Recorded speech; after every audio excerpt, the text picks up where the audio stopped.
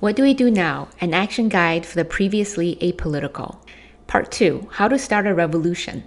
Now that you've identified a set of causes you care about, we'll look at our menu of options from a social movement perspective. The first question is, how much change do you want to see? From small incremental changes all the way to large-scale radical changes. The second question is, what are you willing to do to make those changes happen? In other words, what means will you use in order to achieve those ends? From lawful, non-disruptive methods to unlawful, highly disruptive methods.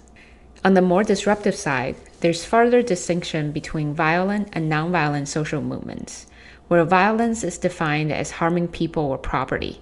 I'll point out a few historical examples, but I'd like to make it clear that I do not personally support violence. Some sample social movements.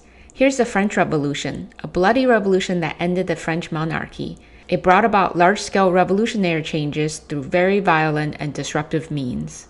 In contrast, here's the Indian independence movement led by Gandhi. It's a well-known example of a nonviolent social movement.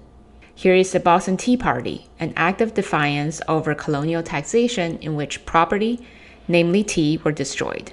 Here's the civil rights movement, which involved acts of civil disobedience. For instance, when Rosa Parks refused to give up her seat on the bus, she was acting in defiance of the city ordinance. Here's lobbying, for the passage of any legislation for that matter. It's a completely lawful and non-disruptive way to achieve political influence. You might be wondering, are there any lawful, non-disruptive means of achieving large-scale radical change? Why, of course. That's why we have elections. Depending on who we pick, this could represent small change or large-scale change. In 2018, a third of the Senate and all of the House will be up for re-election. Depending on who we put into Congress, the power of the president will be either amplified or checked. Another example of a lawful method to achieve large-scale change would be calling a constitutional convention where we amend or draft a new constitution. It needs the support of 2/3 of the state legislatures. Taxes that fall into the more disruptive category are often called protest politics or direct action. We'll go into more details about nonviolent protest politics, which can be highly effective. We'll talk more about institutional politics in part 3 of the series. Now to protest politics. It's often used when a group has a concrete demand. The more concrete and measurable the demand is, the easier it is to form a protest around it. Here are some examples. The implicit threat of the crowd is that we'll keep on agitating and making a scene until our demands are met. Here's a list of common tactics for nonviolent struggle: rallies, marches, sit-ins, picketing, blockades, boycotts, strikes, civil disobedience, and computer hacking. Dr. Gene Sharp is the author of the 3-volume book, The Politics of Nonviolent Action. Volume 2 details 198 methods of nonviolent struggle. It's widely regarded as a manual of resistance against authoritarian regimes. For example, it was credited for helping to oust Milosevic of Serbia.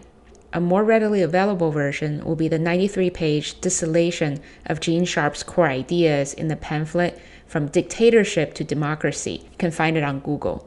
If you have any worries about the US slipping into an authoritarian regime in the new presidency, you can check out Gene Sharp's work and breathe easier knowing that there are effective and nonviolent means to depose dictators. You may be wondering, how do social movements succeed? There are 4 main factors that can be summarized in the acronym WUNC. Worthiness.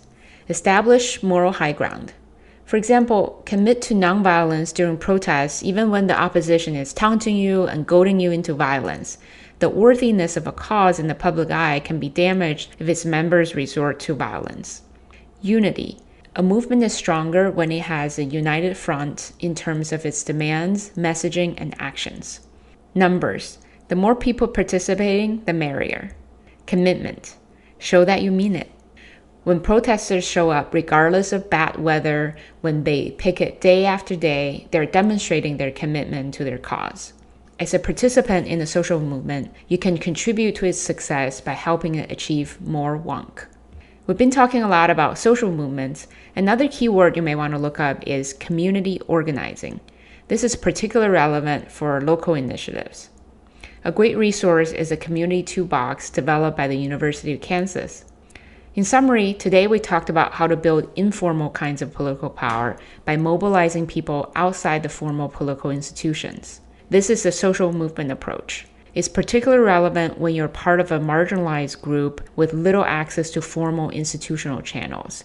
Think factory workers in the early labor movement or African Americans in the civil rights movement. That said, we have powerful political institutions in America. Before you stand out in the cold holding signs to show your wunk, let's first make sure we maximally leverage existing political institutions as our vehicles for change. That will be the topic of part 3. Until then, stay warm.